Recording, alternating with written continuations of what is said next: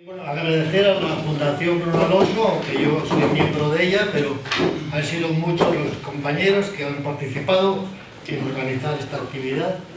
Y también agradecer aquí a la UNED y también dar las gracias a un compañero que está trabajando aquí permanentemente, José Manuel, con el tema de los audiovisuales, que no hace fuera de su horario de trabajo. Gracias a todos. Bueno, tengo que decir que la verdad que he aprendido mucho con estos historiadores, cómo están escudriñando, ¿no?, muchos documentos. Yo no soy historiador, así que no voy a aportar muchas técnicas de los historiadores. Yo soy aquí profesor, como lo ha dicho Fernando, pero soy de psicología. Entonces yo voy a hacer un análisis psicológico del testimonio del exilio republicano en Colombia, cómo se vivía y cuál era el pensamiento permanente que ellos tenían. Además, gracias a esta jornada, pues he podido observar pues la relación que hay entre las investigaciones. Ayer mencionaron a Paulino Gómez, Miguel Ángel, en una de las ponencias, y resulta que yo conocí a toda la familia de Paulino Gómez en Colombia y no sabía la relación que él tuvo con Santander en la época de la Guerra Civil. Como he dicho, voy a presentar el tema bajo dos aspectos. Voy a hablar un poco de la memoria episódica que yo tuve con la relación de los republicanos exiliados. ¿Qué es la memoria episódica? Pues es la memoria retrospectiva que tenemos todos, pero que en cierto modo no es una memoria real, sino cómo uno acomoda psicológicamente su pasado a la realidad y para ser uno feliz en definitiva, con lo cual se crea un poco una falsa memoria. Y en segundo lugar voy a hablar también de la memoria autobiográfica con la relación de los exiliados. Esa sí es una memoria más real porque se basa en documentos biográficos. Empezamos entonces con la ponencia Memoria y sueños de los españoles en Colombia. Este libro lo realiza la Fundación Españoles en el Mundo, pero que recoge a su vez tanto el testimonio de los exiliados como los emigrantes. Es la primera vez que se une un poco la vida de todos los españoles, sin mirar por qué llegaron a Colombia. Una frase que siempre me ha impactado cuando la leo: españoles, sed hombres. Juan Negrín, en su último discurso por radio, en la radio Figueras, en marzo del 39. Es la despedida que le dio Juan Negrín al 500.000 de soldados y españoles que se iban hacia Francia. Bueno, pues la recoge José Prat, que es la persona que en cierta manera yo voy a introducirme en su vida y explicar cómo vio él el exilio español en Colombia. José Prat fue subsecretario de Juan Negrín y era representante en general de todos los exiliados en Colombia pues hasta el año 75, y cuando regresa a España fue senador por el PSOE. Mi ponencia tiene dos partes. Primera parte: ¿cómo y por qué llegan los exiliados a Colombia? Si nos hemos dado cuenta, llevamos aquí 2 días hablando y la palabra Colombia ha salido, pues yo creo que 2 veces nada más. Una recordando a Claver, que es un misionero que ayuda a los afroamericanos, y poco más. Y la segunda parte es cómo y por qué conocí yo a estos republicanos en Colombia. La primera pregunta: ¿cómo y por qué llegan? ¿Y cuántos llegan a Colombia? Yo creo que habría que reivindicar más a este país porque puso su grano de arena. En el año 39, Colombia había un presidente del Partido Liberal que tenía relaciones con España. Eduardo Santos, pues era un humanista colombiano que viajaba frecuentemente a visitar a España en la época de la República y tuvo muchos amigos dentro del gobierno republicano y dentro del movimiento cultural español. Y él propone también desde París, la embajada de Colombia en París, que den permiso a los exiliados que quieran viajar desde Francia a Bogotá. ¿Por qué no fueron tantos? Ahí vemos que llegan en torno a 600 a 1000 solamente. Si comparamos con México, que fueron 30.000, pues es un número bastante, vamos a decir, ridículo o pequeño. Pero ¿por qué tampoco fue más? Porque hay unos motivos históricos que no son muy conocidos y que hace que de alguna forma la sociedad colombiana, que en general es algo conservadora, frene la llegada de los exiliados españoles que tienen la etiqueta, no nos olvidemos, de rojos o de comunistas. ¿Cómo llegaban? Pues había una compañía, bueno, aquí hemos hablado mucho de los barcos, pero recordando una especialmente, la compañía de Johnson Line, una compañía sueca, que contratan muchos viajes desde Francia, desde Inglaterra, a Colombia. ¿Dónde llegaban? Bueno, aquí tenemos Colombia, pues a ver dónde está más o menos en el mapa, pero llegaban a la ciudad de Barranquilla, que es el puerto de entrada de Colombia. Otros llegaban también al puerto de La Guaira, de Venezuela, y hacían el viaje desde la ciudad de Barranquilla a Bogotá a través de los barcos que había en el río Magdalena. Además de tardar casi un mes del viaje de Europa, tenían que tardar una semana en el río desde Barranquilla hasta Bogotá. ¿Quién les recibió en aquellos años? Como dije, Eduardo Santos era el presidente del Partido Liberal, del 38 hasta el 42. Fueron años dulces, años amables, años buenos para los exiliados. El gobierno liberal les ayudó a buscar trabajo, a buscar vivienda, los integró en el país. ¿Hasta cuándo tuvieron una buena época nuestros exiliados? Hasta 1953, con una dictadura militar que llega a Colombia con el general Gustavo Rojas Pinilla, que comienza un poco a controlar a los españoles, que de alguna manera estaban imponiendo pues unas conductas más europeas, no tan conservadoras como la sociedad colombiana.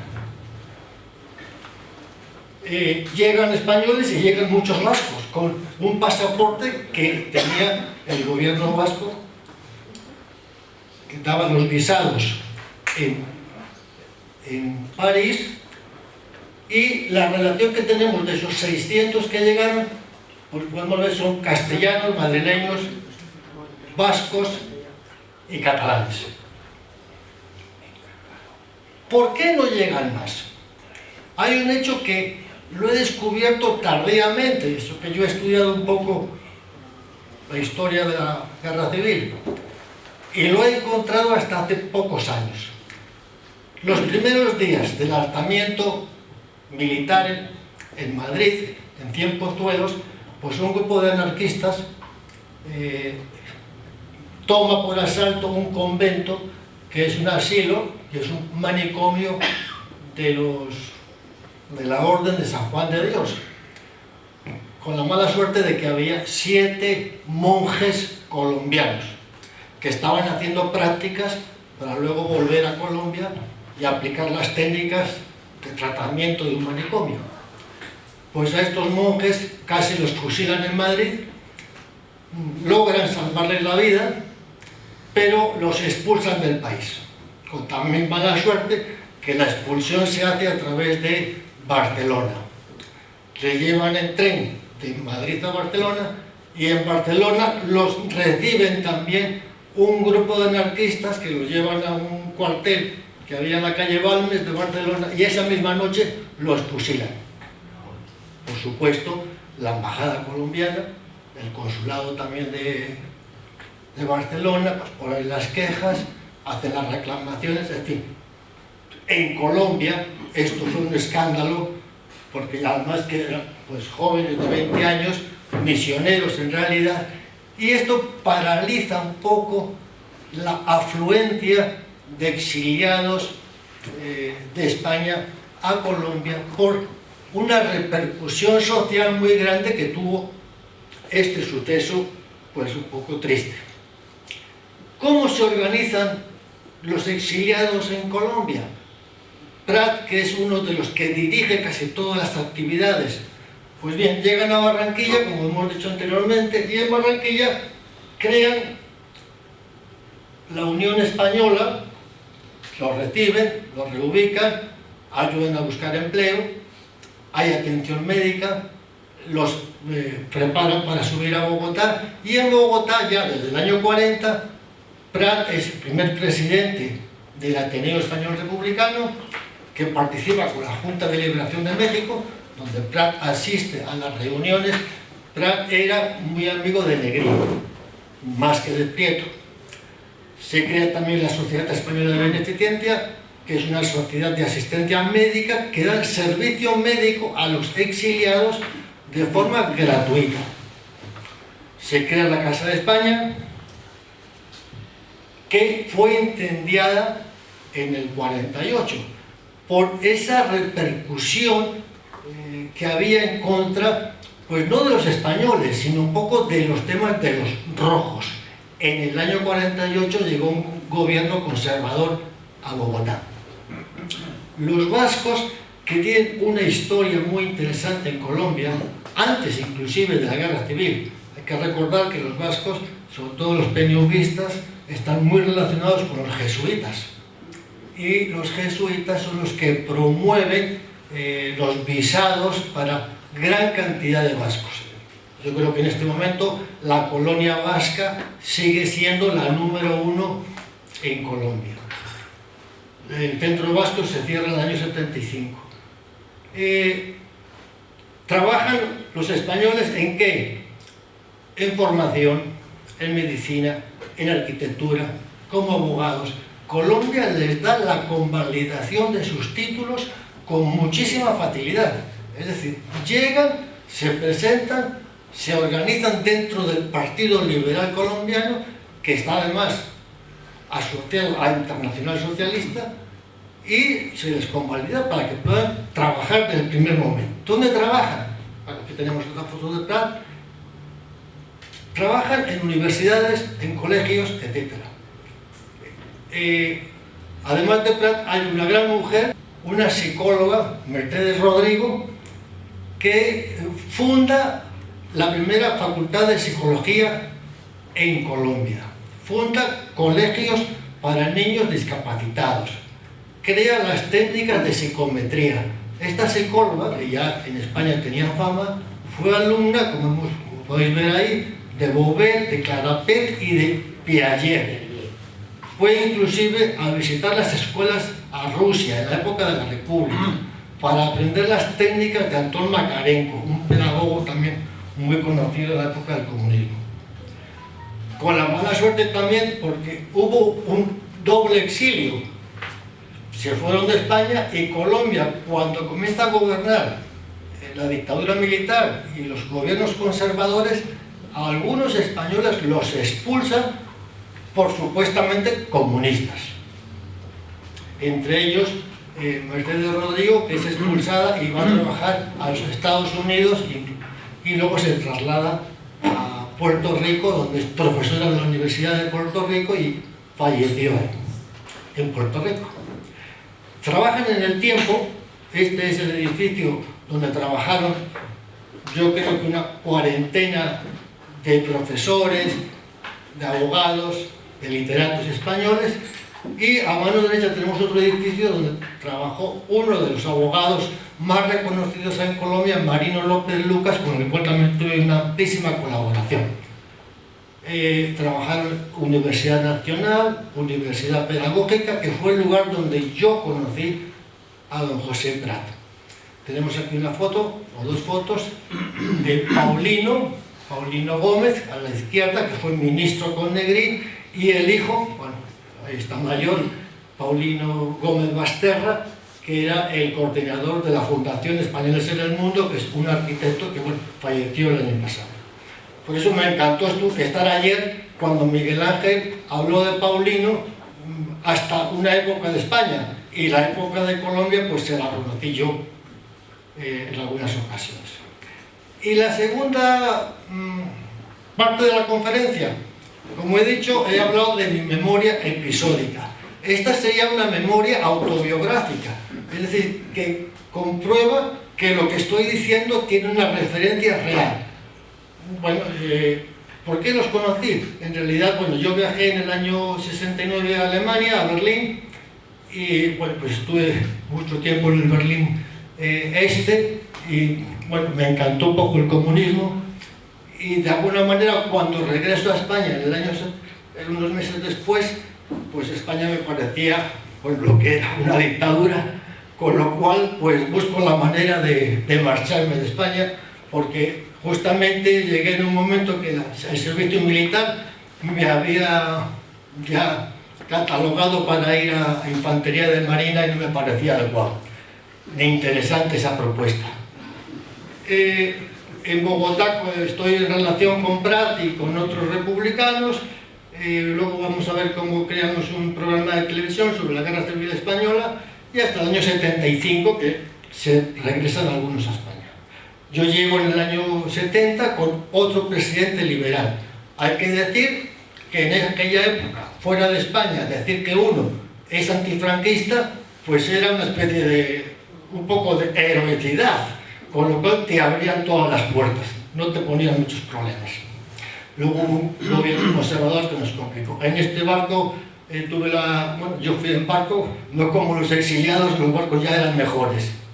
Fui 2 veces a América y las 2 veces fui en barco. Bueno, esta es mi cartilla, que me la consiguieron dar en Bogotá para librarme del servicio militar y poder regresar algún día a España. Este es el certificado del carnet estudiantil en la universidad, que era profesor José Prat, que desde el primer día me ofreció una ayuda y un apoyo no solamente desinteresado, sino que bueno, pues, humanamente inmejorable. Don José Prat. Con Prat y otros exiliados hicimos algunas actividades.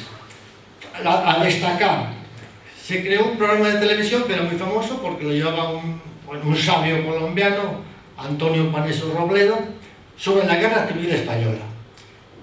Ellos ya eran gente mayor, bueno, total que me preparan a mí, que era más joven y un poco más atrevido, y yo soy el que hace la presentación del programa de televisión durante 3 meses, hablando pues de la guerra, del franquismo, de la dictadura, totalmente pues luchando un poco contra el franquismo. Aquí nos hicimos expertos en las batallas, que tenemos aquí todos los mapas que sacábamos en televisión. Bueno, ahí en 75 es cuando se acaba el programa y se acaba también mi vida de estudiante, y luego continúo con Prat una relación, pues ya cuando Prat regresa a España y es senador por el PSOE. En el año 75, en Venezuela, sacan un aviso felicitando al pueblo español por la muerte de Franco para recuperar el régimen democrático. Y en el año 78, a los que estamos fuera de España y que no tenemos ningún problema, pero no hemos cumplido con todos los requisitos, nos dan la amnistía y me dan la cartilla militar para poder regresar. Y bueno, pues en el año 80, con Prat, fundamos 2 actividades dentro del PSOE, que fue la Fundación Españoles en el Mundo, para ayudar un poco a los exiliados, y creamos también la asociación, en este caso cántabra, pero la queremos para toda España, de cada provincia, cada comunidad autónoma, de inmigrantes retornados, para dar un apoyo de retorno real a nuestra migración española. Bueno, pues muchas gracias, espero que os haya interesado.